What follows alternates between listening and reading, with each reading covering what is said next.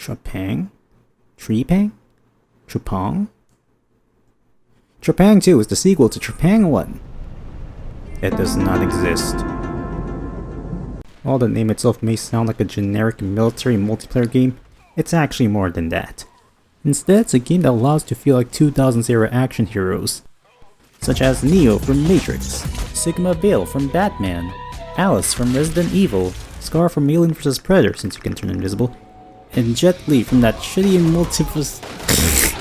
What is this movie? The floor? This is a hospital. The floor is full of germs. You want me to get sick?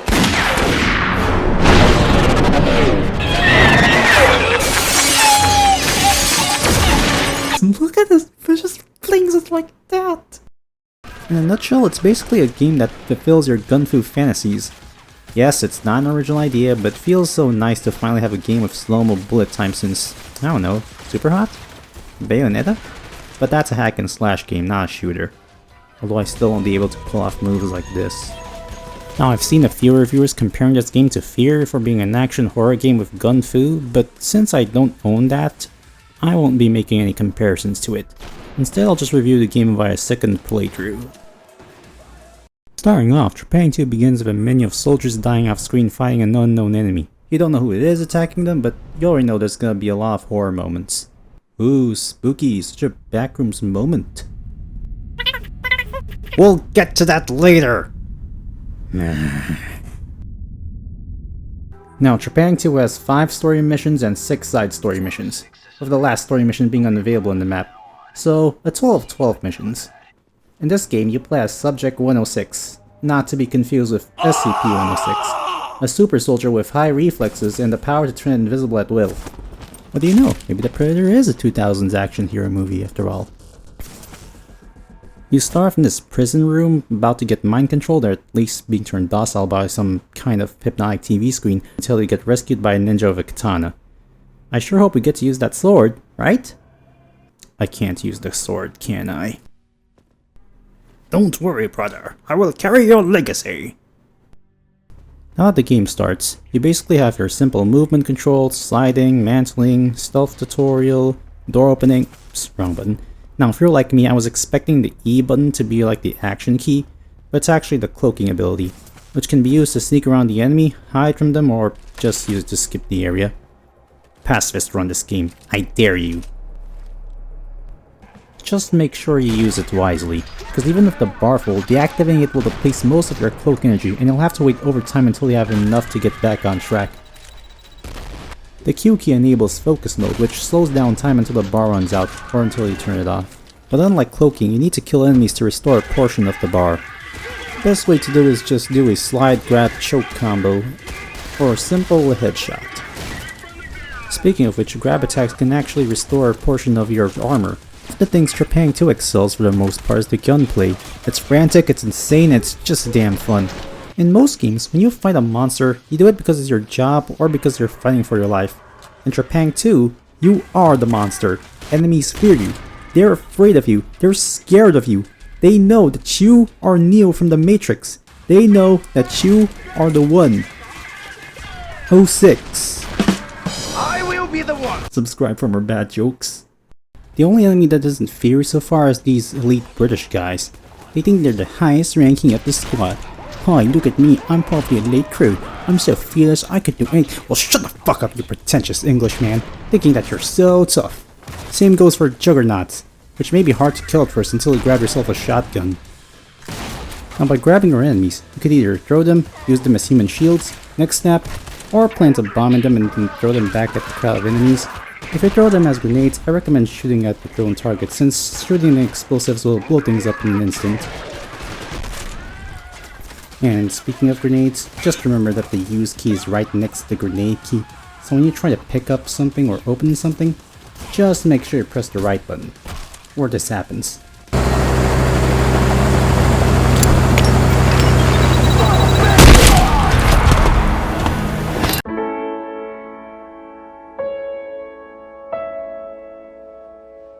With the first mission complete, we join a military squad called Task Force 27, whose main mission is to stop the main villain organization of the game, the Horizon Corporation, which is basically the SCP Foundation if they start capitalizing and selling the anomalies rather than to contain and research them. So basically Omega Mart. The element of surprise ends here. Once you start hacking a terminal, Horizon will be all over you. Don't worry, ma'am. I'll do whatever it takes to serve the country. Shut up. Entering HQ, you notice that there's only 2 people in the building, not counting you. Very suspicious. The Quartermaster and the Range Master. So before I'll move on to the missions, let's talk about the weapons of the game first. You got your basic pistols, dual wield recommended, SMGs, assault rifles, shotguns, some kind of bolt action rifle, sniper rifles which can also be dual wielded, grenade launchers, and a minigun. Most of them are good, but some of them are bad. Like the minigun I rarely use except for one mission.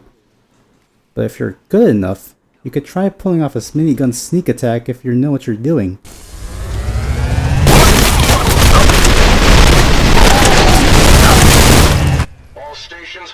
There's also throwable weapons like flashbangs which can burn targets for a short time, frag grenades, fire potions, yes, potions, not Molotovs, but potions. What's this, Gmod Hogwarts RP? Proxy mines, tomahawks, oh, I haven't unlocked that yet. Yeah, the only way to unlock these weapons is keep them or equip them in the next mission, is if you complete levels in a certain difficulty. There's throwing knives, but can't be unlocked and only appear in one level, unless you use a cheat code that replaces bullets as knives. You can also customize guns as well if you found said upgrades in the game's levels. Also, the minigun has a damn suppressor for some reason? Like, why? Why do you need a silencer for a heavy weapon? Forgive me for being a contrarian because of the sneak attack strategy, but do heavy weapons really need silencers? Next up, we got a combat simulator where you put your skills to test by completing 20 waves. Well, 21 on some. And a wardrobe that just changes your color. That's it? It just changes your color? At least give me some long trench coat costume. Now in the briefing room, you can either read intel, activate cheats, or check out how I value targets you haven't killed. But what's the point of that when you can just use the pause menu? Guess they just want to put something usable there. Speaking of intel, one of the few criticisms I heard is that reading the logs are a bit boring or lackluster, but to me, I feel like the biggest problems I have with the logs is that you have to hold F to pick them up. Same goes for picking up upgrades. Like, just pick them up and press F, skip the hold button, and the music playing in the background. Don't get me wrong, the soundtrack is a hell of a banger, but it's just so distracting that I'm better off just muting the music to read the files I found so far. Now the cheat codes like weapons, you need to unlock them by completing higher difficulties in some levels. But why do I need to play the game on easy mode just to watch T-posing NPCs or to disable checkpoints? Shouldn't checkpoint disabling supposed to make the game hard? Like, why? That doesn't even make any sense. And how does that count as cheating when it only makes the game harder? Oh, and if you haven't noticed, I pretty much almost killed everyone on the list since I usually play all the missions on hard mode. Not sure what you can get by killing all of them. Probably just an achievement. Now when it comes to the side quests, each of them has a bit of a gimmick. There's 2 hacking missions, 2 wave-based arena missions, which is basically just combat simulator with short waves, like when I just played on there, and 2 investigation missions which should have been part of the main campaign of the story. But I guess they aren't since they're too short, huh? In these hacking missions, you'll also be forced to fight these HECU looking guys called specialists, which decrease your hack time, especially on the second hack mission, which I thought was the hardest mission for me. Maybe it's because it's too dark, or maybe it had something to do with this level having 3 floors. Now I recommend hacking the 2nd floor first, 3rd floor, then 1st floor if you want an easier time. Or just use a shotgun. This especially can be quite annoying when you clear the area while holding an enemy, and then, oh, he died, he's dead, sorry pal, but we don't want you to exploit the spawning system so we can put more specialists. I can never get all the high value targets, can I? Now, Crash Site's main gimmick is that it doesn't have a shop to buy weapons and gear, and it has these airstrikes which you can just hide from by taking cover. But do not, and I repeat, do not hide on this spot of the cover. The other wave-based mission so far is the only mission where you don't fight your typical Horizon soldiers, and no hacking is needed. Instead, you fight the remaining cultists from the third mission, which I'll get to later. Guess that explains why I killed so many high-value targets. Continuing to mission 2, we infiltrate a facility that provides dying patients a sort of simulation world that allows them to fulfill their last dreams before they die. So, assisted suicide, but with sprinkles, which is surprisingly dark. Now the coolest part of Trepang 2's campaign is the set pieces all around it. If this were a movie, then chances are it'll make some good cinematography for the cameraman. By going deeper into the facility, you learn that the underground is being contaminated by a bunch of zombie things? I don't know what these zombies have anything to do with the facility being some sort of dream simulator, but maybe it's supposed to be them? With that being said, you're expected to fight more zombies, right? Right? Wrong! Mission 2 is the only mission where you get to fight zombies. Look, I get that zombies are the most cliched enemies in every game, but most of the supernatural enemies in the game are just gonna be bosses, while normal enemies are just gonna be guys with guns, over and over and over again. What is this, Metal Slug 3 where level 2 is the zombie level? Even when they have a different look, they still are gonna pull off the same attack since they're just reskins. Imagine Half-Life Headcrab as being the only alien enemy in the game, and once you reach the alien homeworld, you end up fighting US military soldiers? Why? It's like introducing symbiote enemies early in the first PS1 Spider-Man level, then all of a sudden you fight goons? Just give us more of these supernatural monsters as grunts, please! I want these things to know that we're the monster, not them. Let us become the monster of monsters. I mean, you could even use them as a damn human shield and neck snap them. Surely you could just give more of these for me to kill. Hell, I even went to this combat simulators and so far the only time you fight zombies is in one wave. Just one wave. One wave. I don't know why. It doesn't even matter how hard they try. Keep that in mind. They designed these guys to spit asphalt. That's all I know. Oops, sorry about that. And sometimes these zombies in the simulator are the only types that get to use guns, so why not just put more of these in the campaign? After killing the Mothman boss, rest in peace useless disposable soldiers,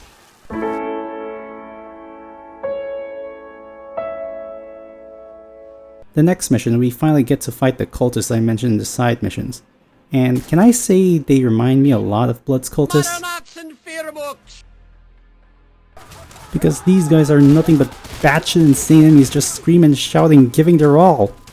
Kudos to all the voice actors in the game for screaming too much. They desecrate our holy grounds! Execute the trespassers in the name of the Patriarch! Hell, at some points I thought the elite soldiers sounded like tomorrow Jango Fett Morrison. So nice work for doing an almost similar impression.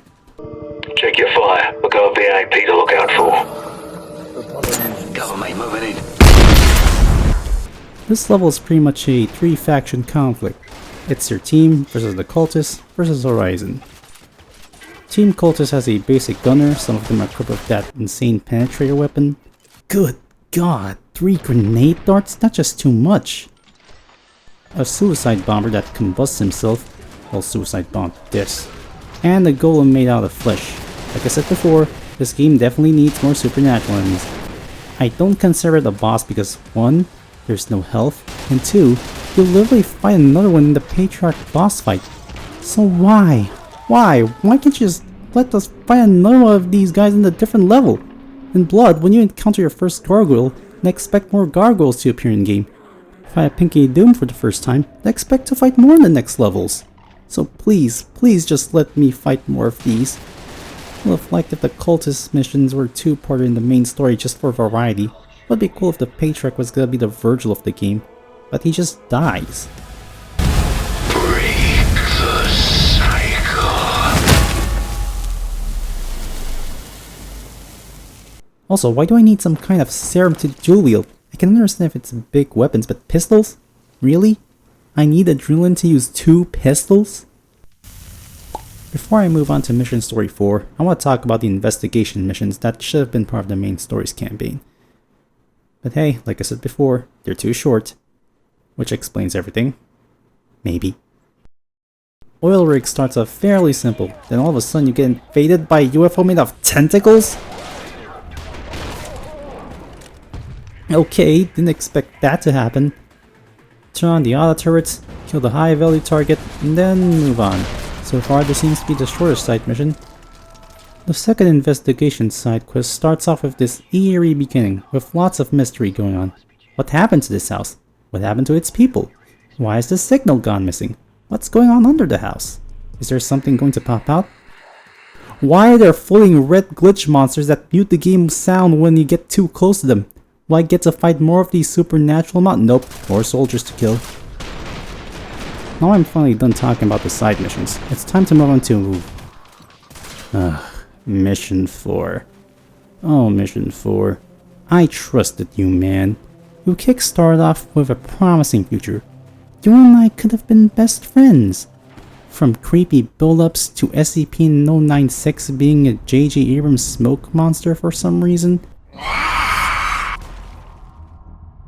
You could have been a spooky level. But then, you done goofed. You bonzy buffoon. You done goofed by bringing us... Wait, is this? No, please, no, please don't be the backrooms. Please don't be the best. There's a fucking piece of shit. The back rooms! The goddamn back rooms! Why? What were these guys thinking?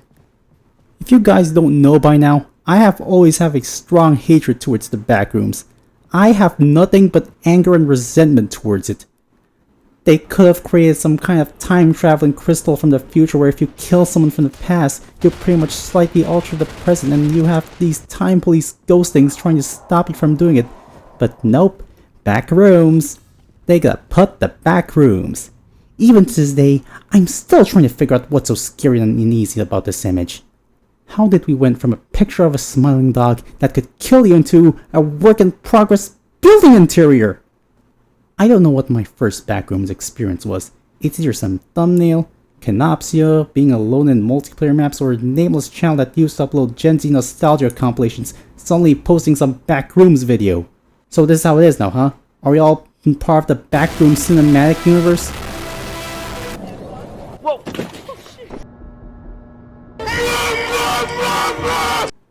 At least with Slender Man, you get chased in different levels, and some even have a different spin with getting chased with the said monster. You'd even get live-action ARGs made by a small group of Slender Man fans. Some even take years to complete. And it's stuff like that is why Slender Man still remains a horror icon. As well as getting a bad movie. Marble Hornets, Everyman Hybrid. Yeah, those are the only two I watched. Hell, who knows? Slender Man could be real. Someone could just kill someone in real life and he'll call himself, I am Slender Man. That's right. Am real all along. What do we have in the back rooms? Nothing. Oh, wait, I know. The same fucking game on the same damn yellow map. But senior unit, this one has guns in it. Then just go play Gmod then. There's guns in there. You can add them. Also, what the hell does a smoke monster have anything to do with the back rooms? There aren't even any monsters to kill or to fight. Heck, just look at this intel. It's apparently some kind of crystal from an unknown deity world. Yeah, and apparently Shiva, the Indian god of death, apparently lives in some kind of hotel lobby apparently. Now, I've seen Jarek the Gaming Dragon's video on Trepang too, and he mentioned that the back rooms should have been an Easter egg. Well, the back rooms is already an Easter egg! There's 2 back rooms in this game! 2! You can find another one just by no-clipping in the safe house area. There's 2 of them! 2! 2! Okay, I think I've said enough negativity in this segment. Is there at least some things I liked? Well, I guess the scares did affect me. Maybe. But I heard the original builds of the game was said to be scarier, but I'll get back to that topic later. There's also the PA announcement, who for some reason is speaking American in an abandoned Soviet-Russian facility. Has some kind of mind of its own, but this is just a theory, but I'd like to think that this is the crystal talking to you. But the crystal boss fight ends up in some kind of weird puzzle boss type. Your friends get killed except for you because you're the main character. And you can't reset the breakers because these ghost guys are blocking the way, but then they just let you pull the switches by killing enemies because you're worthy? I honestly have no idea. I think the devs just ran out of ideas, which explains the back rooms. Blah. Believe me, I had to wash my hands after playing this game because of the back rooms. There, it's dead. No more backroom cinematic universe. Cancelled. Now, right after the mission, the vinyl record next to the closet starts playing weird music and then, well, you stop the music and then that's it. Like, what the hell was supposed to happen? Is there some kind of creepy poltergeist in the base? Like, it was just playing for no reason, so what gives? There's like no plot relevance at all. It just plays for no reason. Mission 5 is where we finally raid Horizon's main headquarters. Just like the second mission, it provides us with these cool looking set pieces and the typical Trepang 2 challenge. Only this time, with more allies helping out with the raid, a larger space, and a security guard so dedicated he could win the bootlicker awards. Attention all personnel. Evacuate now. That's an order. Negative, sir. We can't do that. Not until you're safe. Horizon is finished. There's nothing to die here for. Leave while you still can. We can't lose the greatest mind of this generation. Understand, sir. That's plan. I mean, I get companies only care about money and fortune, but just imagine yourself as a security guard for a video game company, suffering from another allegation. It's over. We have another allegation. There's an angry mob outside and my company's finished. Don't worry, sir. We'll protect you from the protesters. Forget it. Just leave me and let me die. We're not leaving without you, boss. Just imagine all the new games and remakes you can think. Besides, people are gonna still buy our games anyway, and forget about it the next day. Yeah, alright Jimmy. Come meet me in my office. Let's discuss your promotion. Oh. God, I hate the video game industry. So he gets to the top of the building, and the CEO is trying to transfer his brain to other people's brains.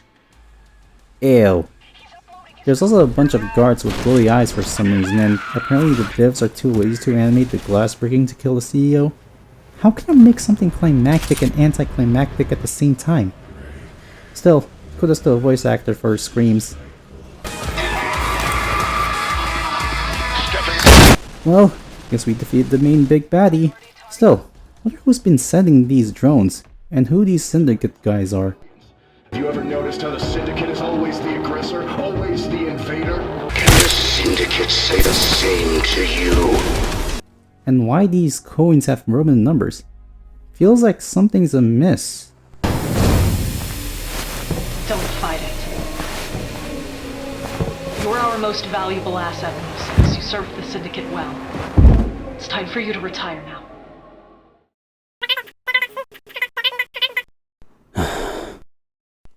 Plot twist. Turns out the friends you've been making along the way is actually the enemies you've been making along the way. The medals you found, the numbers you saw, those guys are actually previous versions of you. You've already done your part, and now they throw you away like a broken toy. So long, 106. It's been good playing as you. Farewell, friend. And farewell, game. But this is Trepang 2. The game where you become the ultimate badass. So rise up like a gamer, punish the evil like a madman you are, and break the cycle by killing the next boss. Oops, wrong game.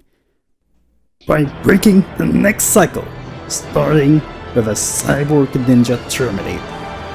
After this, there will be only one. I won't be the one. But neither will you.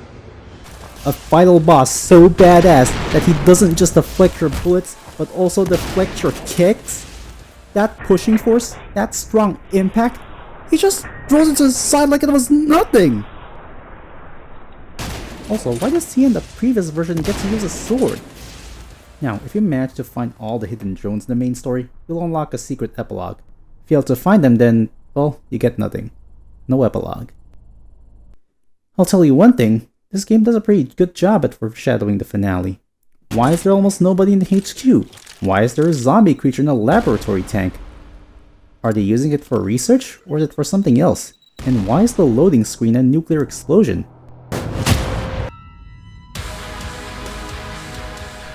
Oh, so that's where the nuclear explosion came from. And that, everyone, was Trepang 2, the gun fu game that'll make you into the ultimate badass. If there's one major complaint I'll give, then it's the lack of supernatural enemy grunts. And the back rooms. Well, like if there's more monsters to kill in this level. The rest of them, well, they're just minor, but I don't mind the fix. But still, if you're looking for a game that wants to turn you into a 2000s action hero, then this game is just for you. In the end of the game, after the credits, you get a thank you message from the devs who are playing the game and telling us to give feedback in their Discord, or on other social media sites. They're always listening. Which reminds me, going back to Jarek the Gaming Dragon's video, he mentioned how the horror aspects could have been better, and that was lame. Like I said, I never played F.E.A.R, but reading the comments section, I heard that in the original builds, it's said to be way scarier than the final product, to the point they had to water it down. Now why does that sound familiar? I don't know if this is true, but what were the devs thinking? I want to see what the scary version of the levels look like. Are there more monsters, or is it just creepy set pieces? Maybe the spooky cheat code activates the original version, but I don't know. I haven't tried that yet, and I haven't recorded any of it yet. In any case, if this were true, then I guess I want everyone to watching this video to say, hear me out, say this to the devs, release the horror cut. Yes, you heard me right. They created a Streisand effect, and now I want them to release the horror cut. Hashtag or no hashtag, release the horror cut. Don't just keep those skeletons in the closet. Let it bloom. Pour that skeleton some milky calciums and unleash that fucked up creativity in this piece of fiction, in which I say, release the horror cut. Got it? Release the horror cut. Look, I may be a small YouTuber as of now, but if we could share this video to spread the word, then Trepang 2, please, release the horror cut. That is all I have to say. Release the horror cut. Oh, and one more thing. 8. That's the score I'll give, but hey, with the power of updates, we could have a better game when we have the horror assets restored. Who knows? Alright, guess that's all for now. This is Cinderiot, logging off until next time.